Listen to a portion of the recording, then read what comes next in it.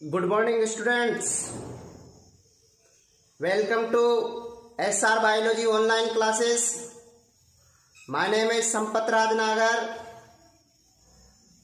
तो कल जो अपन ने स्टडी किया कि मेल रिप्रोडक्टिव ऑर्गन की यूनिट क्या होती है, जो पादप होते हैं, पादप में मेल रिप्रोडक्टिव ऑर्गन पुमंग की इकाई क्या होती है, पुमंग में किस प्रकार से अंडप होते हैं, किस प्रकार से अंडप की संख्या के बेस पर उनको किस प्रकार से बांटा गया है, किस प्रकार से एक अंडपी, द्विअंडपी, त्रिअंडपी, चतुर्थ अंडपी, बहुअंडपी में बांटा गया है। किस प्रकार से उसके भागों को अपन ने देखा गया है। जो अंडप होता है तो उसके कौन कौन से भाग होते हैं, उसकी वर्तिकाग्र होती है, वर्तिका होती है, अंडाशय होता है। ऐसे भागों का अपन ने अध्ययन किया। उसके बाद किस प्रकार से अंडाशय में कोष्ठ पाए जाते, चेम्बर पाए जाते हैं। चेम्बर भी एक कोष्ठीय होता है या द्विकोष्ठीय होता है या त्रिकोष्ठीय होता है या चार चतुर्थ कोष्ठीय होता है, पंचकोष्ठीय होता है या बहुकोष्ठीय होता है। किस प्रकार से कोष्ठों में बटा होता है। इस प्रकार से जो भी अंडाशय होता है उसमें बीजांडों की संख्या भी अलग अलग होती है। जो एक अंडाशय होता है उस अंडाशय में बीजांडों की संख्या भी अलग अलग होती है। किसी बीजांड में कोई बीजांड होता है, उसमें कोई अंडाशय में बीजांड की संख्या एक भी होती है, कभी दो भी होती है, तीन भी होती है, ऐसे अनेक बीजांड की संख्या भी होती है।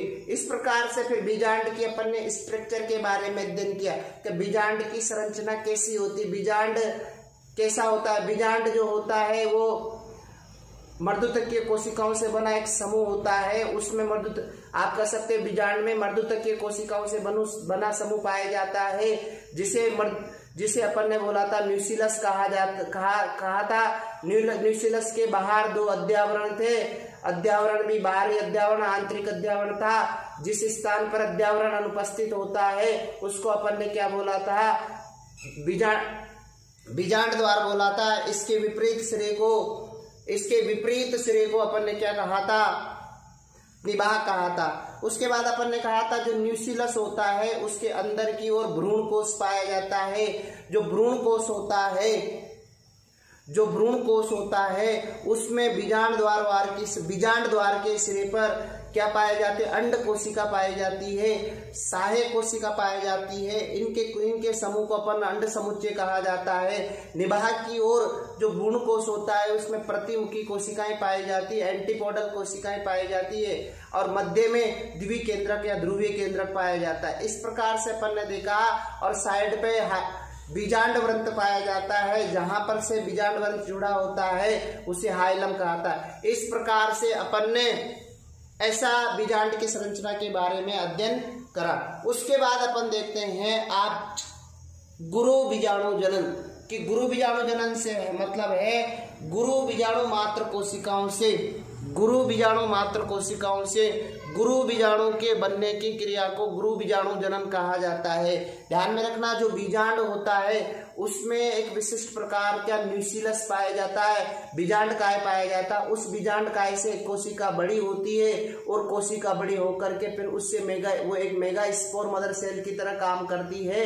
और वो मेगा स्पोर मदर सेल में अर्धसूत्री विभाजन होता है और उस मेगा स्पोर में अर्धसूत्री विभाजन से मेगा स्पोर का जनरेशन होता है। इस प्रकार आप कह सकते हैं कि जो मेगा स्पोर मदर सेल से गुरु बीजाणु के बनने की क्रिया को गुरु बीजाणु जनन कहा जाता है।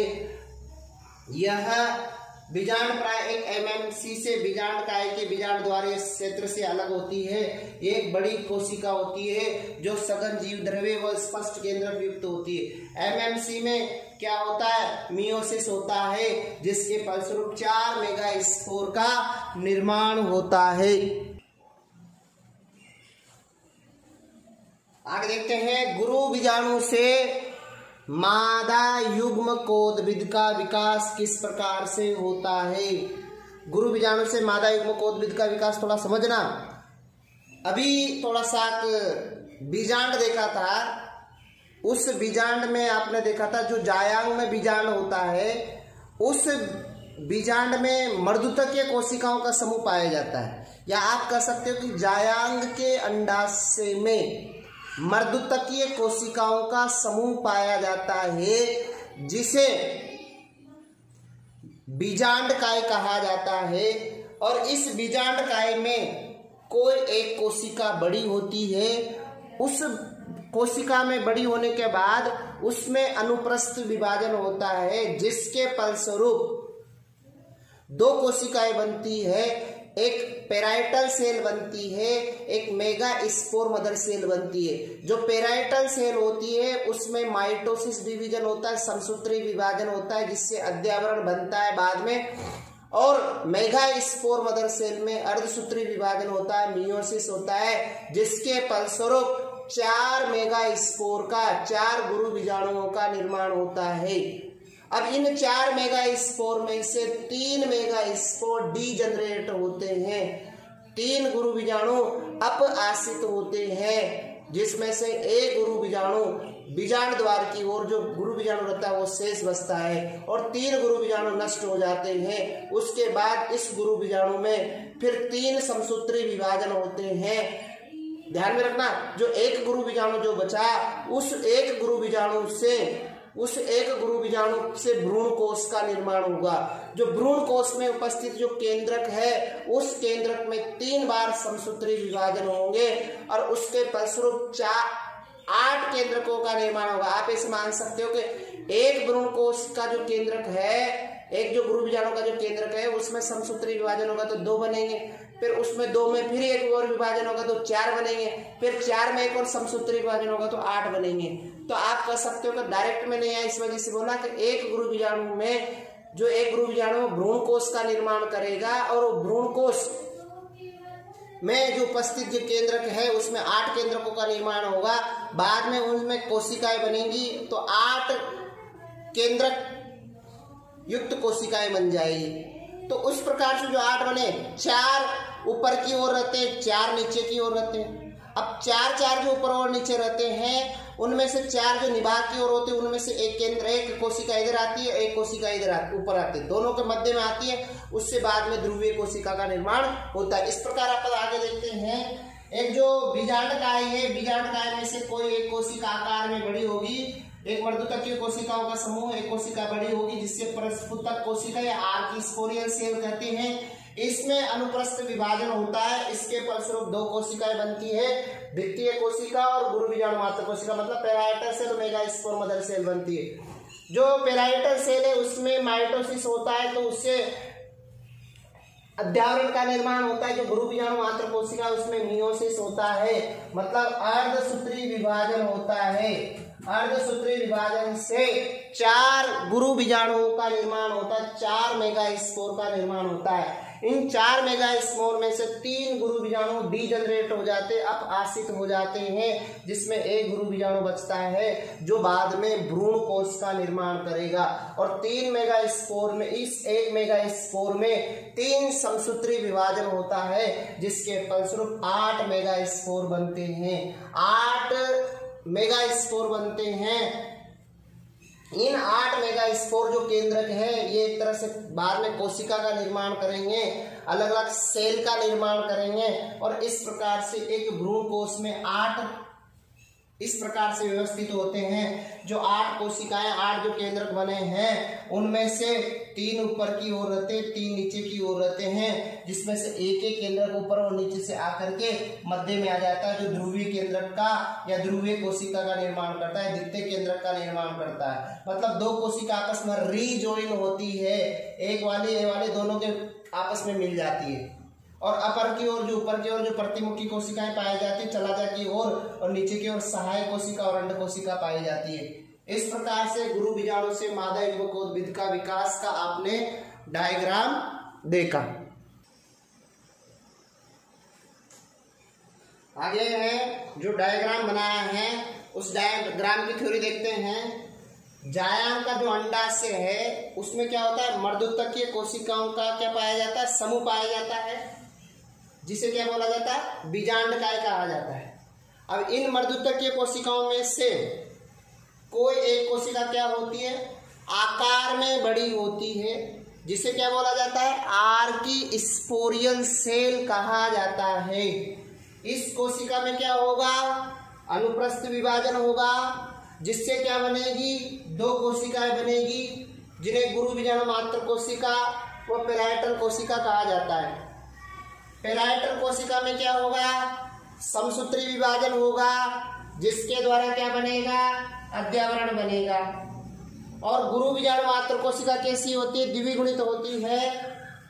और जब इसमें क्या होता है, अर्धसूत्री विभाजन होता है, तो क्या बनते हैं, 4 गुरु बीजाणुओं का निर्माण होता है। इनमें से 3 गुरु बीजाणु तो क्या हो जाते हैं, नष्ट हो जाते हैं, और शेष एक गुरु बीजाणु क्या होता है, आकार में बड़ा हो जाता है, इससे भ्रूण कोश कहा जाता है, भ्रूण कोश का निर्माण होता है। ये गुरु बीजाणु या एम्ब्रियो से अवगुणित होता है। इसमें 3 समसूत्री विभाजन होते हैं, जिससे भ्रूण कोश में कितने केंद्रक बनते हैं, 8 केंद्रक बनते हैं। इन 8 केंद्रकों में से क्या होगा, 8 केंद्रक होते हैं, तो स्टार्टिंग में क्या होता है, 4 केंद्रक ऊपर की ओर होते हैं, 4 केंद्रक नीचे की ओर होते हैं। 4 केंद्रकों में से क्या होता है, 3 केंद्रक तो ऊपर की ओर आ जाते हैं, इनमें से एक केंद्रक मध्य में आ जाता है, नीचे में से भी 4 केंद्रकों में से एक केंद्रक, 3 केंद्रक नीचे की ओर आ जाते हैं, उनमें से एक केंद्रक मध्य में आ जाता है। इस प्रकार से आप कर सकते हो, 8 केंद्रकों में से 3 केंद्रक तो ऊपर की ओर निभाग की ओर रहते हैं, और 3 केंद्रक नीचे की ओर मतलब बीजांड द्वार की ओर पाए जाते हैं। और इनसे फिर क्या बनते हैं, कोशिकाएं बनती है, और इनके द्वारा माइक्रोपाइल वाले सिरे पर क्या बनता है, अंड उपकरण या अंड समुच्चय या अंड उपकरण बनता है, एग अपरेटस बनता है, जिन्हें निभागीय सिरे पर निभाग की और प्रतिमुखी कोशिकाएं बनती है। निभाग की ओर क्या बनती है, प्रतिमुखी कोशिकाएं बनती है, और शेष 2 अगुणित केंद्रक भ्रूण कोश के मध्य में क्या बनाते हैं, द्वितीय केंद्रक बनाती हैं, और ये द्विगुणित होता है। इनसे बनने वाली कोशिका को क्या बोला जाता है, ध्रुवीय कोशिका कहा जाता है। भ्रूण कोश में 8 केंद्रक व 7 कोशिकाएं पाई जाती है। इस प्रकार के भ्रूण कोश को क्या कहा जाता है, पॉलीगोनम प्रकार का भ्रूण कोश कहा जाता है, और ये सबसे सामान्य प्रकार का भ्रूण कोश होता है। इसमें केंद्रकों की व्यवस्था बबल है, तो 3+2+3 होती है। भ्रूण कोश के बाहर की ओर बीजांडकाय की बाह्य परतें अध्यावरण कहलाती हैं, और इनकी संख्या प्राय कितनी होती है, 2 होती है, जिन्हें बाह्य अध्यावरण व आंतरिक अध्यावरण कहा जाता है।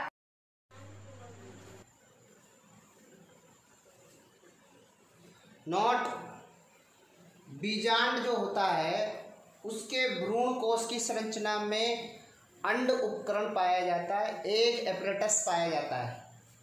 तो जिसकी सहायक कोशिकाओं में क्या होता है, नीचे की ओर विशिष्ट प्रकार के फिलीफॉर्म तंतु, कौन से तंतु, फिलीफॉर्म तंतु, वो पार्श्व में हुक पाया जाता है, जो क्या काम करता है, सहायक कोशिकाओं को नष्ट करता है, जिससे क्या होगा, पराग नलिका एंटर करेगी, उस टाइम पर पराग नलिका नष्ट हो सके, और इन सहायक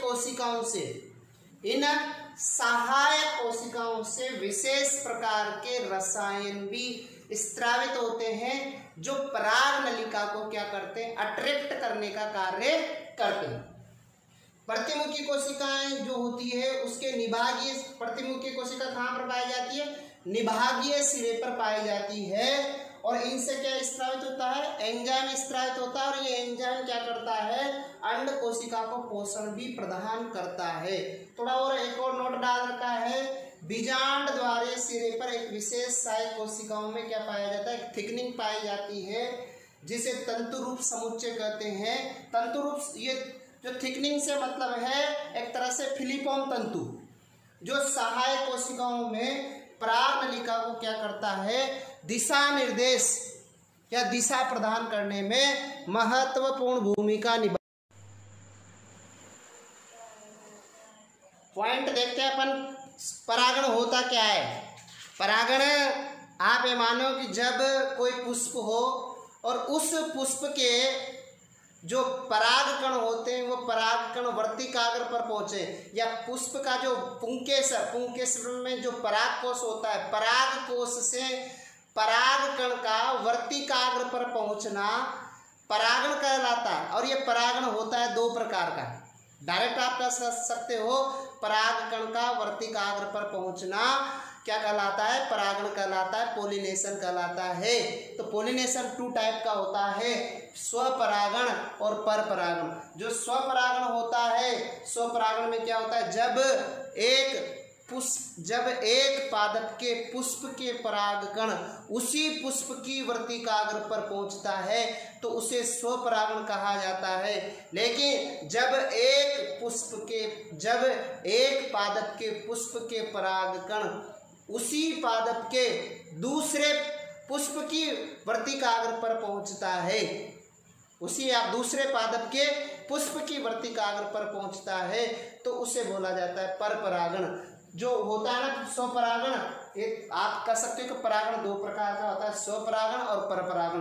स्वपरागण होता है उसको सेल्फ पोलिनेशन कहा जाता है, परपरागण को क्रॉस पोलिनेशन भी कहा जाता है, एलोगेमी भी कहा जाता है, जीनोगेमी भी कहा जाता है। उसके बाद हम देखते हैं कि जो स्वपरागण होता है ऑटोगेमी और सजात पुष्पी 2 प्रकार का होता है। जो स्वपरागण होता है, स्वपरागण में जो स्वयुग्मन प्रकार होता है, इसमें क्या होता है, इस परागण में क्या होता है, एक पौधे के पुष्प के परागकण उसी पुष्प की वर्तिकाग्र पर पहुंचता है तो उसे अपन बोला जाता है स्वयुग्मन। सहजात पुष्पी परागण से मतलब है पौधा एक ही है लेकिन 2 पुष्प रहेंगे। जब एक ही पादप के 2 पुष्पों के मध्य होने वाले परागण को सजात पुष्पी कहा जाता है। इस प्रकार के परागण में क्या होगा कि जो आनुवांशिक तौर पर जेनेटिकली तो स्वपरागण होगा लेकिन इकोलॉजिकली पारिस्थितिक दृष्टि से परपरागण होगा। लेकिन परपरागण में क्या होगा, जब एक ही जाति के 2 पादपों के पुष्पों के मध्य होने वाली परागण की क्रिया को अपन परपरागण कहा जाता है। ये आनुवांशिकी दृष्टि से, जेनेटिकली दृष्टि से, इकोलॉजिकली दृष्टि से, दोनों दृष्टि से ये परपरागण होगा। प्योर जो परपरागण होता है वो एलोगेमी और जीनोगेमी होता है। अब क्या होता है, जो स्वपरागण होता है इसके लिए भी अनुकूलन होता है कि जो भी ऐसे पादप जो द्विलिंगी पुष्प दर्शाते हैं वो स्वपरागण का अनुकूलन दर्शाएंगे। और ऐसे पादप के पुष्प जो एक साथ परिपक्व होते हैं, समान काल पर परिपक्व होंगे, मतलब नर पुष्प और मादा पुष्प सेम टाइम पर परिपक्व हो तो उसको समकाल पक्वता कहा जाता है। अनुन्मिल्यता का मतलब होता है कि ऐसे पुष्प जो जमीन के अंदर पाए जाते हैं और इनमें होने वाला जमीन के अंदर पुष्प पाए जाएंगे तो आप ये कह सकते हो कि ये बंद पुष्प कहलाएंगे, क्लिस्ट्रोगेमस फ्लावर कहलाएंगे। और इनमें होने वाला जो स्वपरागण होता है वो 100% जो स्वपरागण होता है वो अनुन्मिल्यता में देखने को मिलेगा। कोमेलाइना का प्लांट आपके डायग्राम दे रखा, उसका अपन डिटेल देखेंगे आगे। अब यहाँ देखते हैं परपरागण के अनुकूलन। परपरागण में पुष्प का एक लिंगी होना चाहिए। भिन्न काल पक्वता का है कि नर पुष्प और मादा पुष्प क्या दोनों भिन्न भिन्न टाइम पर परिपक्व होंगे तो उनमें क्या होगा, परपरागण होगा। स्वबंध्यता का मतलब होता है कि सेल्फ होता तो पुष्प फर्टिलाइज, लेकिन उसमें क्या कंडीशन, स्वबंध्यता का गुण पाया जाता, स्व अनिषेचता का गुण पाया जाता, अवरुद्ध परागणता भी बोला जाता। हर गोगे में इनमें कुछ न कुछ ऐसी अपने जो पादप की आकार की होती जो कि उनमें से परागण नहीं पहुंच पाते, इस वजह से स्व अनिषेचता। विषम वर्तिकात्व, वर्तिका जो होती वो अलग अलग होती है, किसी की वर्तिका बड़ी होती है, किसी का वर्तिका छोटी होती है, उस बेस पर आपका विषम वर्तिकात्व होता है। इस प्रकार से जो परागण होता है अलग अलग प्रकार हैं।